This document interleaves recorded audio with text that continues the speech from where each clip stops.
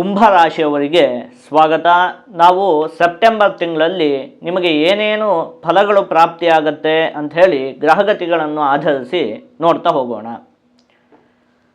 ಅದಕ್ಕಿಂತ ಮುಂಚೆ ನಿಮಗೊಂದು ವಿಷಯನ ಹೇಳಬೇಕು.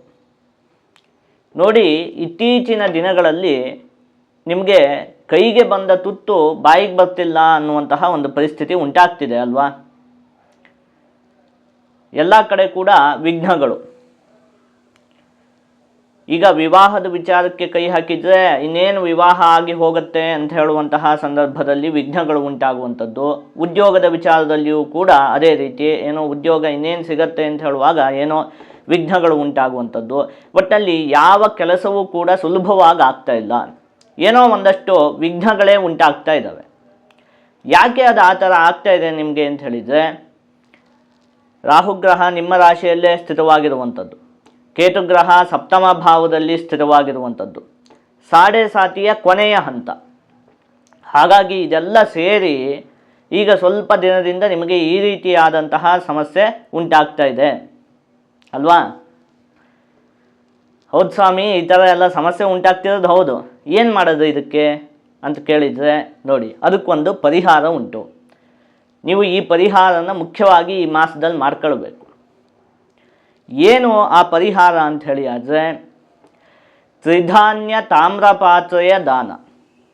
ಏನು ಸ್ವಾಮಿ ಇದು, ಏನು ಹೇಳಿದ್ರಲ್ಲ, ನಮ್ಗೆ ಅರ್ಥ ಆಗಲಿಲ್ಲಲ್ಲ ಅಂತ ಕೇಳಿದರೆ, ನೋಡಿ, ಅದ್ರ ಬಗ್ಗೆ ನಾನು ವಿಸ್ತಾರವಾಗಿ ಹೇಳ್ತೀನಿ. ಏನು ಮಾಡ್ಕೊಳ್ಬೇಕು, ಇದೊಂದು ಸರಳವಾಗಿರುವಂತಹ ಪರಿಹಾರ. ಇದನ್ನು ನೀವು ಈ ಮಾಸದಲ್ಲಿ ಮಾಡ್ಕೊಂಡ್ರೆ, ಮುಖ್ಯವಾಗಿ ಈ ಶ್ರಾವಣ ಮಾಸದಲ್ಲಿ ನೀವು ಮಾಡ್ಕೊಳ್ಬೇಕು.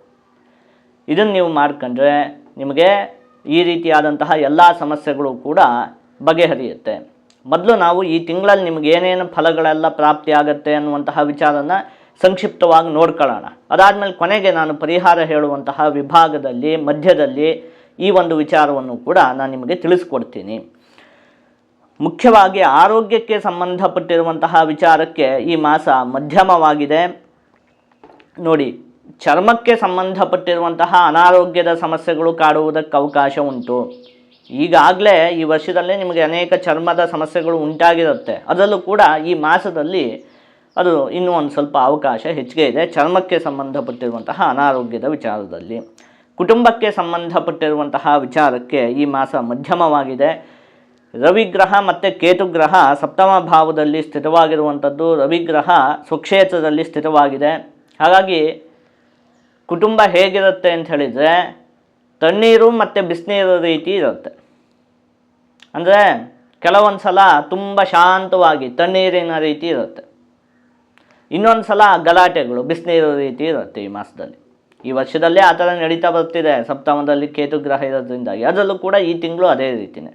ಕೆಲವೊಂದು ಸಲ ಗಲಾಟೆಗಳು, ಇನ್ನೊಂದು ಕೆಲವೊಂದು ಸಲ ತುಂಬ ಖುಷಿಯಾಗಿ ಇರುತ್ತೆ. ಮನೆ ಅನ್ನುವಂಥದ್ದು, ಸಂಸಾರ ಅನ್ನುವಂಥದ್ದು ಈ ರೀತಿಯಾಗಿ ಇರುತ್ತೆ. ಇನ್ನು ನೋಡಿ, ಇದಕ್ಕೂ ಕೂಡ ಏನು ಈ ಸಮಸ್ಯೆ ಉಂಟಾಗ್ತಿದೆಯಲ್ಲ, ಇದಕ್ಕೂ ಕೂಡ ತ್ರಿಧಾನ್ಯ ತಾಮ್ರಪಾತ್ರೆಯ ದಾನವನ್ನು ನೀವು ಮಾಡುವಂಥದ್ದು, ಈ ಸಮಸ್ಯೆ ಕೂಡ ಕಮ್ಮಿ ಆಗುತ್ತೆ. ಅದೇನು ಅಂತ ನೋಡೋಣ. ಈಗ ವಿದ್ಯೆಗೆ ಸಂಬಂಧಪಟ್ಟಿರುವಂತಹ ವಿಚಾರಕ್ಕೆ ಕೂಡ ಈ ಮಾಸ ಉತ್ತಮವಾಗಿದೆ. ಇಲ್ಲಿವರೆಗೆ ಏನಾಗ್ತಿತ್ತು ಗೊತ್ತಾ, ಗುರುಗ್ರಹ ಎಲ್ಲ ಷಷ್ಠ ಭಾವದಲ್ಲಿ ಸ್ಥಿತವಾಗಿರೋದ್ರಿಂದಾಗಿ ವಿದ್ಯಾರ್ಥಿಗಳಿಗೆ ಸ್ವಲ್ಪ ಸಮಸ್ಯೆನೇ ಉಂಟಾಗ್ತಿತ್ತು. ಆದರೆ ಈ ಮಾಸ ಉತ್ತಮವಾಗಿದೆ. ಅಷ್ಟಮ ಭಾವದಲ್ಲಿ ಬುಧಗ್ರಹ ಉಚ್ಚವಾಗಿರುವಂಥದ್ದು ಒಳ್ಳೆಯದೇ. ನವಮ ಭಾವದಲ್ಲಿ ಶುಕ್ರಗ್ರಹದ ಸ್ಥಿತಿ, ಇದನ್ನೆಲ್ಲ ಅವಲೋಕನ ಮಾಡಿದಾಗ ಈ ಮಾಸ ವಿದ್ಯಾರ್ಥಿಗಳಿಗೆ ಚೆನ್ನಾಗಿ ಇರುತ್ತೆ. ಹಣಕಾಸಿಗೆ ಸಂಬಂಧಪಟ್ಟಿರುವಂತಹ ವಿಚಾರಕ್ಕೆ ಈ ಮಾಸ ಉತ್ತಮವಾಗಿದೆ.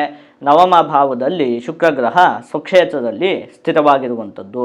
ಇನ್ನು ವಿದೇಶದಲ್ಲಿ ಉದ್ಯೋಗ ಮಾಡ್ತಾ ಇರುವಂತಹ ವ್ಯಕ್ತಿಗಳಿಗೂ ಕೂಡ ಈ ಮಾಸ ಉತ್ತಮವಾಗಿದೆ. ಒಂದಷ್ಟು ಅಭಿವೃದ್ಧಿ ಉಂಟಾಗುತ್ತೆ. ಬುಧಗ್ರಹ ಅಷ್ಟಮ ಭಾವದಲ್ಲಿ ಉಚ್ಚವಾಗಿ ಸ್ಥಿತವಾಗಿರುವಂಥದ್ದು. ಭವಂತೀಹ ದೇಶಾಂತರೇ ವಿಶ್ರುತಾಸ್ತೆ ಅಂತ ಹೇಳಿರುವಂಥದ್ದು. ಬೇರೆ ಪ್ರದೇಶದಲ್ಲಿ ಅಂದರೆ ವಿದೇಶಗಳಲ್ಲೆಲ್ಲ ಉದ್ಯೋಗ ಮಾಡ್ತಿರುವಂತಹ ವ್ಯಕ್ತಿಗಳಿಗೆ ಈ ಒಂದು ಮಾಸ ಉತ್ತಮವಾಗಿದೆ. ನವಮ ಭಾವದಲ್ಲಿ ಶುಕ್ರಗ್ರಹ ಸ್ವಕ್ಷೇತ್ರದಲ್ಲಿ ಸ್ಥಿತವಾಗಿರುವಂಥದ್ದು. ನೋಡಿ, ಇದು ನಿಮಗೆ ತುಂಬ ಒಳ್ಳೆಯದು.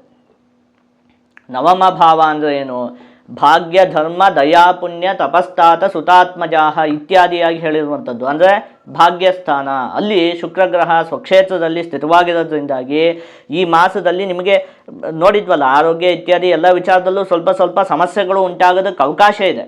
ಆದರೆ ಏನೇ ಸಮಸ್ಯೆ ಉಂಟಾದರೂ ಕೂಡ ಭಾಗ್ಯಸ್ಥಾನದಲ್ಲಿ ಶುಕ್ರಗ್ರಹ ಸ್ವಕ್ಷೇತ್ರದಲ್ಲಿ ಸ್ಥಿತವಾಗಿರೋದ್ರಿಂದಾಗಿ ಆ ಎಲ್ಲ ಸಮಸ್ಯೆಗಳು ಕೂಡ ಹೇಗೆ ಬರುತ್ತೋ ಹಾಗೆ ಮಾಯ ಆಗಿ ಹೋಗುತ್ತೆ. ಅಯ್ಯೋ ಇದೊಂದು ಸಮಸ್ಯೆ ಬಂತಲ್ಲ ಏನು ಮಾಡೋದು ಅಂಥೇಳಿ ನೀವು ಯೋಚನೆ ಮಾಡುವಾಗ ಅದಕ್ಕೇನೋ ಒಂದು ಉಪಾಯ ಅಂತ ಹೇಳುವಂಥದ್ದು ಕೂಡ ಸಿಗತ್ತೆ. ಯಾಕಂದರೆ ಈ ಅದೃಷ್ಟ ಸ್ಥಾನದಲ್ಲಿ ಶುಕ್ರಗ್ರಹದ ಸ್ಥಿತಿ ಇರೋದ್ರಿಂದಾಗಿ ಇದಿಷ್ಟು ಕೂಡ ನಿಮಗೆ ಈ ಮಾಸದಲ್ಲಿ ಪ್ರಾಪ್ತಿಯಾಗುವಂತಹ ಫಲಗಳು. ಈಗ ನಾನು ಮುಂಚೆನೇ ಹೇಳಿದ್ನಲ್ಲ, ಒಂದಷ್ಟು ಸಮಸ್ಯೆಗಳು ತುಂಬ ದಿನದಿಂದ ಉಂಟಾಗ್ತಿದೆ. ರಾಹುಗ್ರಹ ನಿಮ್ಮ ರಾಶಿಯಲ್ಲಿ, ಕೇತುಗ್ರಹ ಸಪ್ತಮದಲ್ಲಿ, ಸಾಡೆ ಸಾತಿಯ ಕೊನೆ ಹಂತ, ಇದೆಲ್ಲ ಸೇರಿ ಅದಕ್ಕೋಸ್ಕರ ಏನು ಮಾಡಬೇಕು ಅಂಥೇಳಿ ಆದರೆ ತ್ರಿಧಾನ್ಯ ತಾಮ್ರಪಾತ್ರೆಯ ದಾನವನ್ನು ಮಾಡಬೇಕು ಅಂಥೇಳಿ ಹೇಳಿದ್ನಲ್ಲ, ಅದು ಏನು ಅಂಥೇಳಿ ನೋಡ್ತಾ ಹೋಗೋಣ. ನೋಡಿ, ಇದನ್ನು ಮುಖ್ಯವಾಗಿ ನೀವು ಈ ಶ್ರಾವಣ ಮಾಸದಲ್ಲೇ ಮಾಡುವಂಥದ್ದು ಅತ್ಯಂತ ಒಳ್ಳೆಯದು. ಇದರಿಂದ ನಿಮಗೆ ಸಂಪೂರ್ಣವಾದ ಫಲ ಅಂತ ಹೇಳುವಂಥದ್ದು ಪ್ರಾಪ್ತಿಯಾಗುತ್ತೆ. ಅದರಲ್ಲೂ ಕೂಡ ಮುಖ್ಯವಾಗಿ ನೀವು ಇದನ್ನು ಶನಿವಾರದ ದಿನ ಮಾಡಬೇಕು. ಏನು ಮಾಡಬೇಕು ಅಂಥೇಳಿ ಆದರೆ ಶನಿವಾರದ ದಿನ ಬೆಳಿಗ್ಗೆ ಬೇಗ ಎದ್ದು ಸ್ನಾನ ಇತ್ಯಾದಿಗಳನ್ನು ಮಾಡಿಕೊಂಡು ದೇವರ ಮುಂದೆ ಕುಳಿತುಕೊಂಡು ನೋಡಿ, ಹಿಂದಿನ ದಿವಸನೇ ನೀವು ಇದಿಷ್ಟು ವಸ್ತುಗಳನ್ನು ತೆಗೆದುಕೊಂಡು ಬಂದು ಇಟ್ಕೊಂಡಿರಬೇಕಾಗತ್ತೆ. ಒಂದು ತಾಮ್ರದ ಪಾತ್ರೆ, ಜೊತೆಗೆ ಹುರುಳಿ ಧಾನ್ಯ, ಉದ್ದು ಮತ್ತು ಕಪ್ಪು ಎಳ್ಳು. ಹುರುಳಿ, ಉದ್ದು ಮತ್ತು ಕಪ್ಪು ಎಳ್ಳು ಬೇಕಾದರೆ ನೀವು ಇದನ್ನು ಬರ್ಕೊಳ್ಳಬಹುದು, ಆಯಿತಾ. ಇವು 3 ಧಾನ್ಯಗಳನ್ನು ಕೂಡ ಪ್ರತ್ಯೇಕವಾಗಿ ನೀವು ತಂದಿಟ್ಕೊಂಡಿರಬೇಕಾಗತ್ತೆ.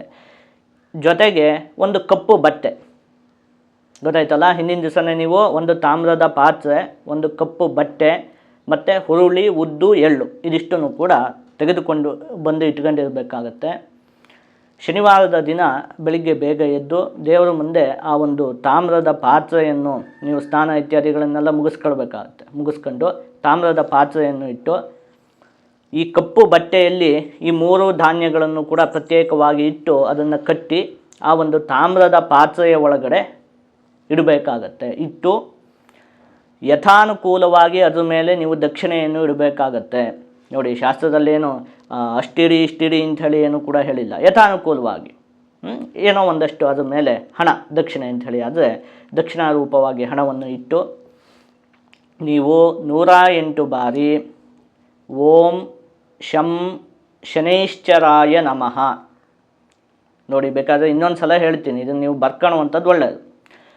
ಓಂ ಶಂ ಶನೈಶ್ಚರಾಯ ನಮಃ ಎನ್ನುವಂತಹ ಮಂತ್ರವನ್ನು ಜಪ ಮಾಡಬೇಕಾಗತ್ತೆ 108 ಬಾರಿ. ಇದು ಕನಿಷ್ಠ ಹೇಳ್ತಿರುವಂಥದ್ದು, ಇದಕ್ಕಿಂತ ಹೆಚ್ಚಿಗೆ ಮಾಡಿದರೂ ಕೂಡ ಒಳ್ಳೆಯದೇ. ಅಷ್ಟನ್ನು ಮಾಡಿ ಈ ಒಂದು ಇದಿಷ್ಟು ಈ ಪಾತ್ರೆ ಒಳಗಡೆ ಇಟ್ಟಿರುವಂತಹ ವಸ್ತು, ಈ ಪಾತ್ರೆ ಇದನ್ನೆಲ್ಲ ಸೇರಿಸಿ ಅದೇ ದಿನ ಶನಿವಾರದ ದಿನವೇ ಮಧ್ಯಾಹ್ನದ ಒಳಗಡೆ ಯಾರಾದರೂ ಬಡ ವ್ಯಕ್ತಿಗೆ, ನೋಡಿ ಬಡತನದಲ್ಲಿ ಇರುವಂತಹ ವ್ಯಕ್ತಿಗೆ ಅಥವಾ ಯಾರಾದರೂ ವೃದ್ಧರಾದಂತಹ ವ್ಯಕ್ತಿಗೆ, ವಯಸ್ಸಾದಂತಹ ವ್ಯಕ್ತಿಗೆ ಇದನ್ನು ನೀವು ದಾನದ ರೂಪದಲ್ಲಿ ಕೊಡಬೇಕಾಗತ್ತೆ. ಗೊತ್ತಾಯ್ತಲ್ಲ. ಇದನ್ನು ಮುಖ್ಯವಾಗಿ ನೀವು ಶ್ರಾವಣ ಮಾಸದಲ್ಲೇ ಶನಿವಾರದ ದಿನವೇ ಬೆಳಿಗ್ಗೆ ಇದಿಷ್ಟನ್ನು ಮಾಡಿ ಜಪ ಮಾಡಿಬಿಟ್ಟು ಮಧ್ಯಾಹ್ನದ ಒಳಗಡೆ ಕೊಡಬೇಕಾಗತ್ತೆ. ಈ ರೀತಿಯಾಗಿ ನೀವು ಕೊಡುವುದರಿಂದ ತ್ರಿಧಾನ್ಯ, ಈ 3 ಧಾನ್ಯಗಳು ಜೊತೆಗೆ ತಾಮ್ರಪಾತ್ರೆ ಇದಿಷ್ಟನ್ನು ಕೂಡ ಸೇರಿಸಿ ನೀವು ದಾನ ಮಾಡುವುದರಿಂದ ನಿಮಗೆ ನಾನು ಹೇಳಿದ್ನಲ್ಲ, ಈ ಶನಿಗ್ರಹ, ರಾಹುಗ್ರಹ, ಕೇತುಗ್ರಹ ಇವುಗಳಿಂದ ಉಂಟಾಗ್ತಿರುವಂಥದ್ದು ಈ ವಿಘ್ನಗಳು, ಈ ರೀತಿಯಾದಂತಹ ಎಲ್ಲ ಸಮಸ್ಯೆಗಳು ಕೂಡ 100ಕ್ಕೆ 100 ಭಾಗ ಪರಿಹಾರ ಆಗತ್ತೆ. ಅದರಲ್ಲೂ ಕೂಡ ಈಗ ಹೇಗೋ ಶ್ರಾವಣ ಮಾಸವೇ ಇರೋದ್ರಿಂದಾಗಿ ನೀವು ಅವಶ್ಯಕವಾಗಿ ಹೇಗೋ ಯಾವುದಾದ್ರೂ ಒಂದು ಶನಿವಾರದ ದಿವಸ ಈ ಪರಿಹಾರವನ್ನು ಒಮ್ಮೆ ಮಾಡ್ಕೊಂಡ್ರೆ ಸಾಕು, ನಿಮ್ಮ ಎಲ್ಲ ಒಂದು ಸಮಸ್ಯೆಗಳು ಕೂಡ ಸಂಪೂರ್ಣವಾಗಿ ಬಗೆಹರಿಯುತ್ತೆ.